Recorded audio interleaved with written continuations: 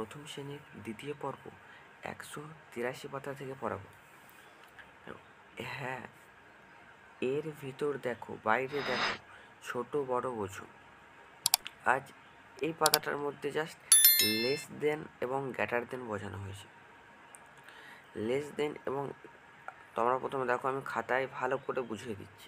তাহলে এই যে চিহ্নটা আছে, এই চিহ্নটার এটাকে বলা হয় লেস দেন, এটাকে বলা হয় গ্রেটার দেন।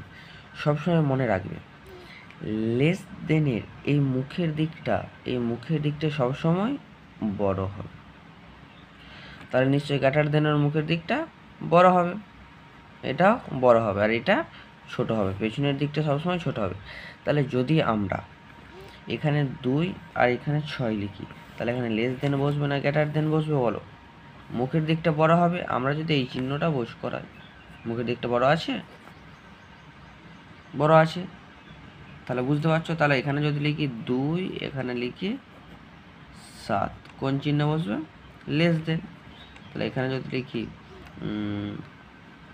8, এখানে লিখি 7, এবার কোন চিহ্নটা বসবে বলো? Greater than. তাহলে লেস দেন আর গ্রেটার দেনের ব্যাপারটা ক্লিয়ার।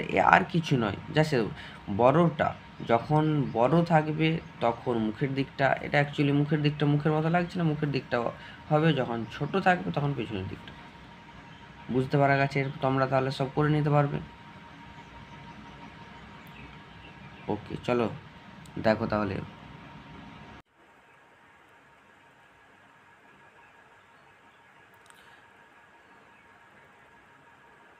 তাহলে বলো, 2 বড় না 3 বড়? নিশ্চয়ই 3 বড় হবে। তাহলে এখানে কি বসবে? লেস দেন না গ্রেটার দেন? এখানে লেস দেন বসবে, কারণ হচ্ছে মুখের দিকটা সবসময় বড় হয়, এইমাত্র বললাম। 6 বড় না 1 বড়? 6 বড়। তাহলে এখানে গ্রেটার দেন বসবে। লেস দেন বললে তো 6টা বড় আছে, মুখের দিকটা বড় হবে না।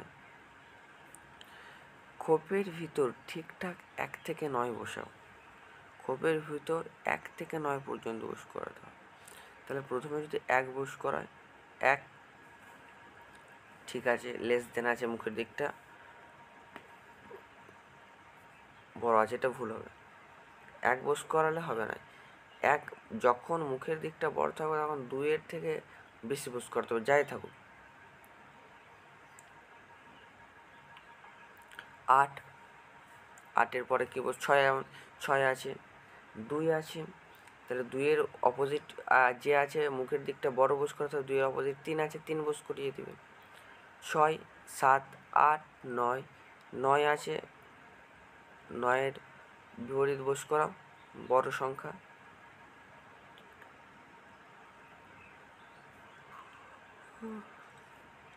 9-এর 10, 6, 3, এভাবে তোমরা নিজেরা করে নাও। এসো রং করি, এসো রং করি। এখানে মাছের ছবিটা রয়েছে, মাছের রং তোমরা করে নেবে। পাখির ছবি দেওয়া রয়েছে, পাখির ছবি রং করে নেবে।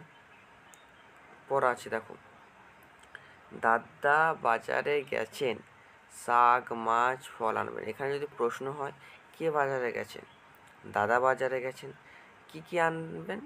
শাক মাছ ফল আর নানা রকম আনাজ, আলু পটল ঝিঙে গাজর করলা টমাটো আরও কত কি। নানা রঙের তাজা আনাজ, আলু পটলের তরকারি হবে, ভাত ডালও হবে, আর হবে মাছের ঝোল। শেষে মিঠাই, বাড়িতে অতিথি এসেছেন, সবাই একসাথে খাবো, বেশ মজা হবে। বাড়িতে কারা এসেছে? অতিথি এসেছে, এভাবে। এটা তোমরা নিজেরা দেখে নেবে কোন দিকে গেছে। হাটে কি পাও, নিচে ছবি দেখো আর পাশাপাশি লাগো।